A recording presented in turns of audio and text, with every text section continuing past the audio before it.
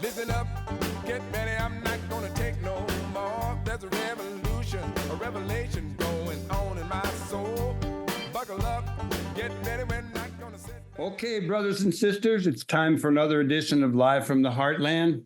This one is for the week of August 3rd, and we are recording it on Monday, July 29th. And, we're going to cover two topics that are my favorite topics, sports and politics.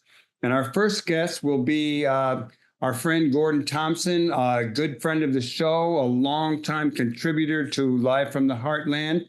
And Gordon has trained Olympic athletes. He's been a scholar, so to speak, of the Olympic movement. And I thought it would be appropriate to bring him right back on after just a couple of weeks rest to talk about the Olympics. But first, Gordon, I'd like to welcome you and ask you about your most recent trip to Montana. Hello, Chicago. Hello, Michael. And it's always good to be on the Heartland Radio and WLUW and all those other radio stations that you got this on. And I had a great backpacking and hiking trip with my brother John in Glacier National Park. We did that after a resort wedding by my nephew, and we had a great time up in the mountains. Saw my first moose, saw just grazing in the bottom of a lake and enjoying a good lunch on the bottom of a lake. And we saw some bear scat, some fresh bear scat, a lot of flies in it, but no bears. So we did have a nice big deer waltzing through our camp one evening, just kind of as if they own the place. And they do. Yeah, they do. Wild nature. Yeah, it's awesome.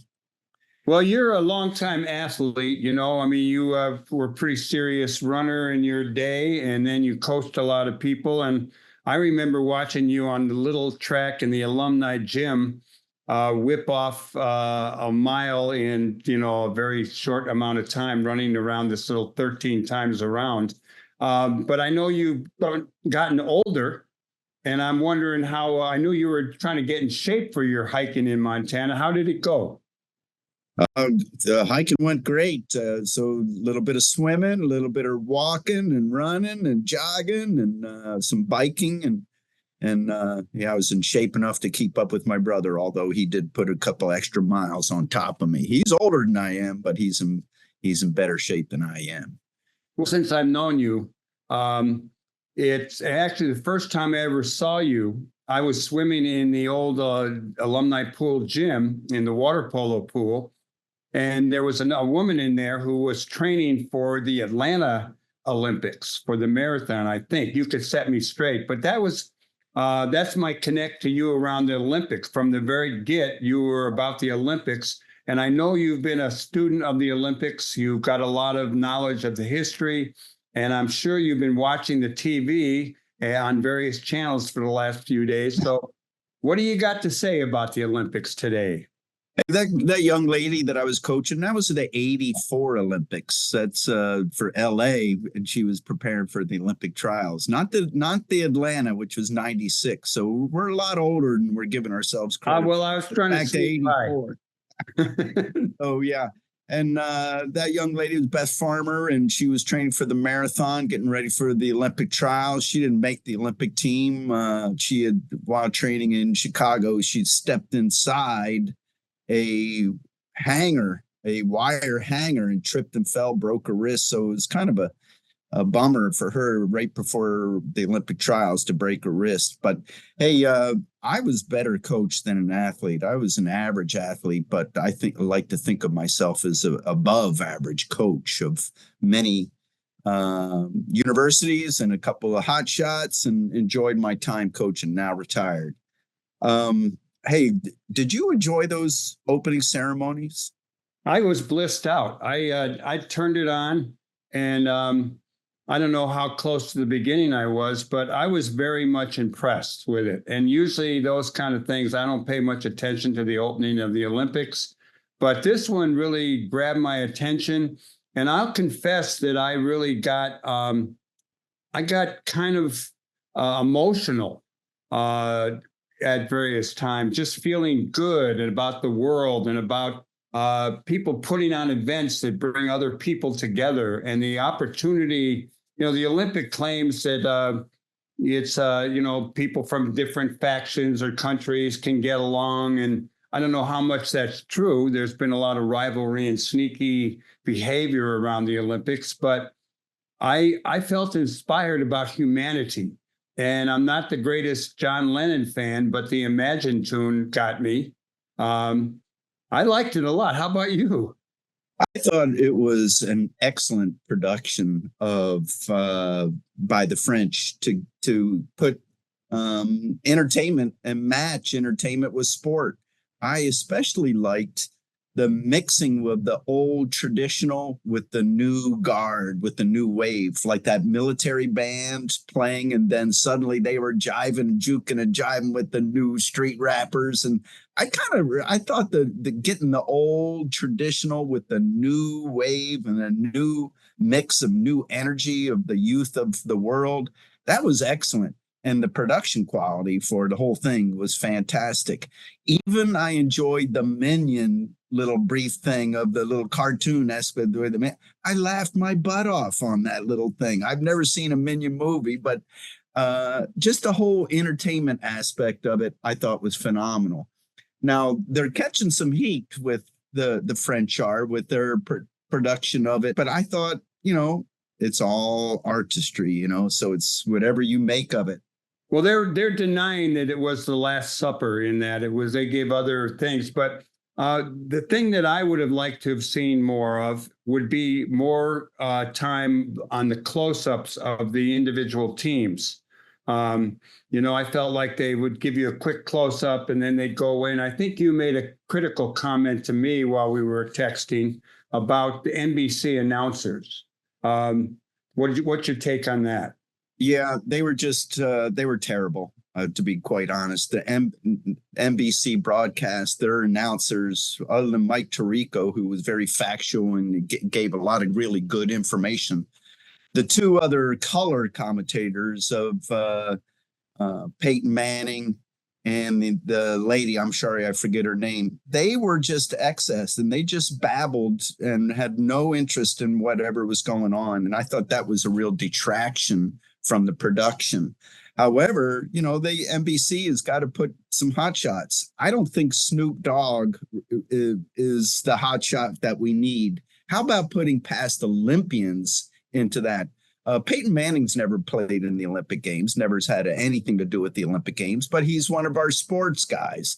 So having him there, what Snoop Dogg has to do, other than he's a good musician and a good popular rapper, what he had to do with it was nothing but schlock. That was how did that come to be? Because I first noticed that he was on the scene as an announcer during the Olympic trials up in track and field Olympic trials. They had a little bogus race between him and one of the other announcers and that's just trying to get popular culture wrapped up into sports. It's all about money, just trying to get more people to view. And it's not working in my account. However, I liked the traditional interspersement of the old clips at the opening ceremonies, the old traditional clips of the older games, the stars of the past Olympic Games. And that was the emotional thing for me, of seeing little clips of Abebe Bikila, my favorite Olympic star of all time, the Ethiopian that won the marathon in the 1964 Olympics barefoot. And the little clips of him running through the streets of Rome at night, to me, really got a ping at my heart. And seeing little clips of Mark Spitz and the other, it was really well done. That the French did a really good job of putting together an opening ceremonies. I could have done without the horse in the River Seine, the mechanical horse of. Oh, you didn't like that? Oh my God! It seemed like it took forever. Well, it did. It went on and on, but it was pretty. I thought it was kind of cool. This horse galloping along the river. Well, the cool thing was they did the horse gallop in correct mechanical sequence. That's exactly how a horse does run, is in that leg sequence. So they did it once again. The French did a fantastic job of getting the accuracy complete and correct. So Nice job. Besides the opening ceremonies, I think this games is really important by a couple of returning athletes. One is Simone Biles and the other is Caleb Dressel. To me, these two athletes are mental health heroes. Both Simone Biles and Caleb Dressel had wanted to quit their sport, wanted to stop competing, wanted to stop doing the thing that gave them the most pleasure in life. Why? Because of the pressure associated with it, because of the pressure of having to perform with one point in time and space, and they had to be exactly on. They had to be exactly at their best at one point in time and in space. And that pressure is unfathomable, and only they can feel it, and only they can know how to deal with it.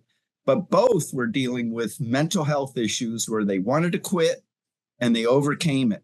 And I think both Simone Biles now has got a little ankle injury, a tweak, a perfect escape out. She's not going to quit. She's going to be doing great at these Olympics. Caleb Dressel already has a gold medal. The U.S. won that 4x100 meter relay, and he's got two more chances to excel and come back. He wanted to quit swimming forever, and he's God's gift to sprinting in the pool. So having these two athletes back and returning and overcoming, I'm sure they're still dealing. It's not something like an injury. Mental health stress is not like something that you can put your finger on, put a Band-Aid on. This is an ongoing and continual thing that they're going to have to deal with for the rest of their lives. So I think those two athletes deserve special recognition, not just because they're U.S., but because they've overcome the stress and stigma of mental health, which is really something phenomenal. Well, there's two athletes from the country of France that one did great, and the other did unbelievably poor. And it has to do with the amount of pressure that they're on when you're in the host country of an Olympic Games. The athlete that did great was Leon Marchand in swimming. He won the toughest event in swimming, which is the 400 individual medley. Butterfly stroke, breaststroke, backstroke, finalizing with the freestyle, butterback breast free. And he nailed it. No other Olympic competitor was even close to him. He drilled it and knocked it out of the park. He accepted the pressure and then thrived underneath, on top of it. So there's one example of an athlete, a home country, where it just made him come out the best. Where it made another group of athletes where it made him come out the worst was the French women's gymnastics team. They imploded. They were supposed to make the final for the women's all around, but one after another of these French athletes just had a mental breakdown. Bad negative energy, bad group energy, bad coaching energy. All the aspects made it turn out to be, hey, they couldn't possibly succeed. And sure enough, they did not. And it's a lesson in group dynamics. The French women's gymnastics team, by themselves, they failed. And as a team, they failed. It's a bad group energy on their part. Unfortunate. Hey, Gordon, speaking of swimming, what about swimming in the Seine River? That's been an issue, and I know that you have some thoughts on it. I think it was an unbelievably great idea to try to get the triathlon in the Seine, the river that runs straight through the middle of Paris. Well, unfortunately, the Seine has been the city's sewer for centuries, and to try and clean it up has been a monumental thing. The mayor has already swum. The mayor of France has already taken a dip in the Seine, but the E. coli levels are still too elevated. And they've had to eliminate practice rounds for the triathlon for a couple days now. So we don't know if the triathlon is going to be able to be in the Seine or not, or if the marathon swim, which is a 10-kilometer continuous swim, is going to be in the Seine or not. They're going to go right up to race time. They have an alternative venue for that. So my guess is the Seine is not going to be clean enough to be competitive worthy. So that's unfortunate. So but a great idea, and we'll go right up to race time to find out. What else did you watch? I did find myself watching the U.S. basketball team. I did too. Did you notice when Kevin Durant came in, what happened? It turned the game. I mean, it totally turned the game around. And he is a 4-time Olympian. He's 37 years old. He's not a youngster. So for him to be one guy and to turn this game around, he lit a fire under the rest of those guys. The women's team also had the same kind of dynamic and a great leader that's returning, Diana Taurasi. She's going to turn any kind of negative situation around to a positive. So those great leaders of Kevin Durant and Diana Taurasi, I think it's gold for U.S. Although, it's one of my least favorite things at the Olympic Games is this USA. I've always disliked that. I mean, the reason I don't like it, and here's why. We know we're the biggest country in the world with Olympic representation. We're going to have the biggest medal count in the history of the games. Do not rub it in the other country's face. Don't boast and brag and be brash like that. That's exactly what Donald Trump likes. That's not winning with honor. That's not winning with style. That's not winning with class. So I don't like the constant USA barrage, but I am patriotic. I think I love my country, but I also have a feel for this is a competition worldwide with over 200 international participants. One of the things I used to look forward to, I used to root for Cuba a lot, as we've talked about, and they were pretty formidable in track and field at various times, certainly in boxing and in baseball. There's no more baseball, no more softball, but there is breakdancing. What's your take on all that? Breakdancing is an American sport invented in the streets of Brooklyn, and where street artists the Bronx, I think. Okay, yeah. The Bronx. Hey, New York, it's all the same, whatever. All the 5 boroughs are exactly alike. Yeah. So, it was invented in the U.S., and it's an American event. I don't think an American's going to win. I think that there's going to be some hot shots from France or some hot shots with an Arabic background that are really going to light up the world. So I think it's interesting. I don't know how you judge it, other than it's like a style vote, just like gymnastics is a style vote. But you can tell in gymnastics when someone's done something wrong or right.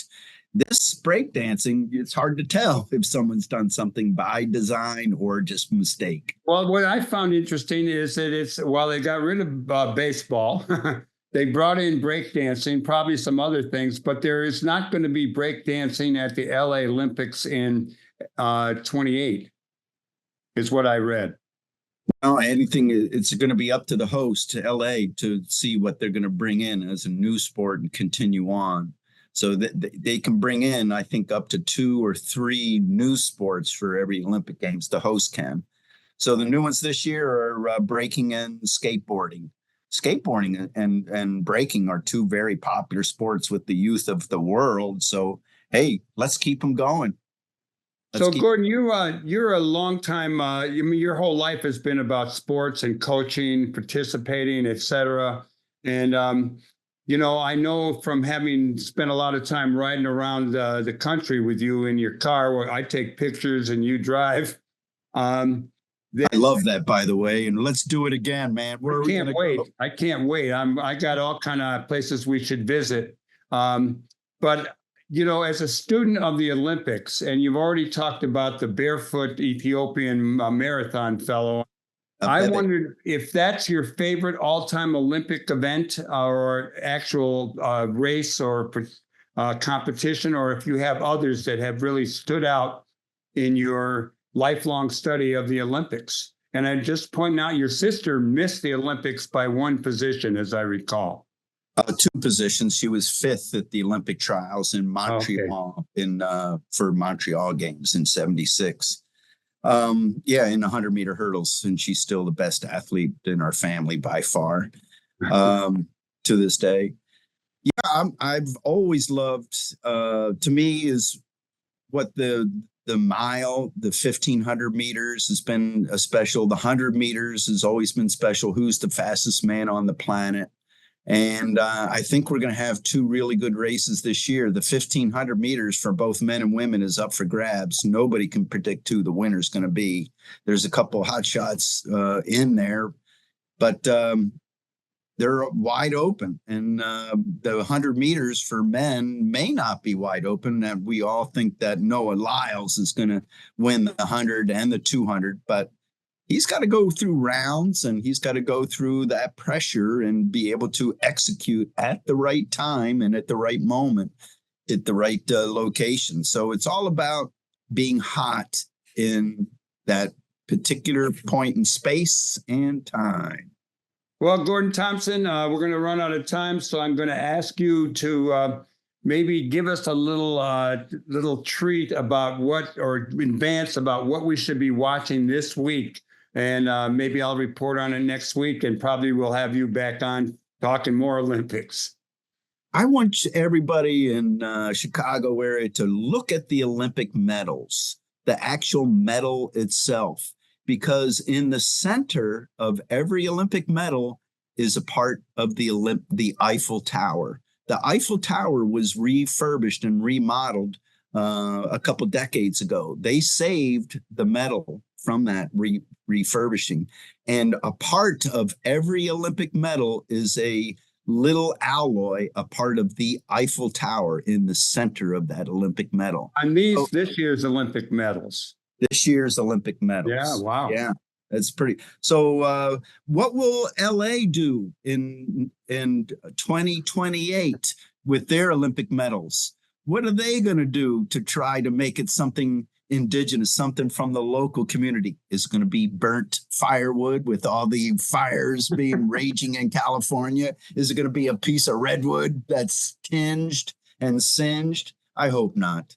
So good luck to California. Good luck to all the people that are fighting the wildfires in California. Hope with not any loss of life or minimizing and the property damage and so forth. So let's go get it. Okay, well, you got anything else to add? I mean, that was pretty good finale, but I got another minute I could kill here with you.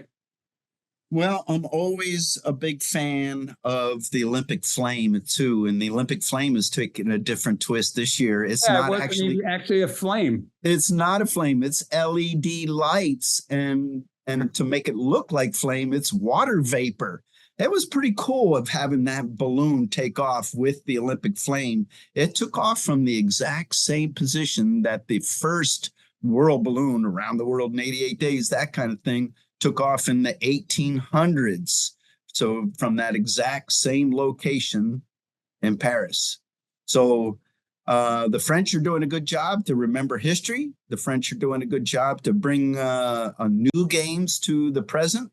And let's sit back and kick back and watch all the drama. Some good things are going to happen. Some bad things are going to happen.